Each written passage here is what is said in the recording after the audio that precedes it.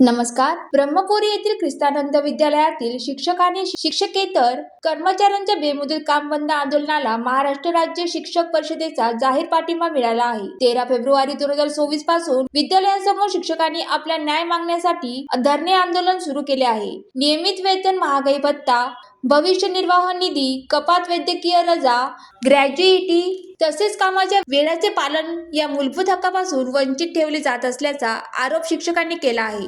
याशिवाय वेळोवेळी नोकरीवरून काढून टाकण्याच्या धमक्या दिल्या जात असल्यामुळे शिक्षक मानसिक दबावाखाली काम करत असल्याचेही त्यांनी सांगितले. या पार्श्वभूमीवर महाराष्ट्र राज्य शिक्षक परिषदेचे माजी शिक्षक आमदार नागो गानार, ब्रह्मपुरीचे माजी आमदार अतुल देशकर आणि कॉन्व्हेंट विभाग प्रमुख विवेक आंबेकर यांनी शिक्षण उपसंचालक नागपूर यांनी शिक्षणाधिकारी चंद्रपूर यांना निवेदन देत तात्काळ चौकशीची मागणी केली आहे. दरम्यान शिक्षकांच्या मागण्या मान्य न झाल्यास तीव्र आंदोलन छेडण्याचा इशारा महाराष्ट्र राज्य शिक्षक परिषदेने दिला आहे. ही बाब आता प्रशासन कोणत्या पद्धतीने हाताळते याकडे सर्वांचे लक्ष लागले आहे. ज्वालातिक न्यूज करिता सुनील देदावार, चंद्रपूर.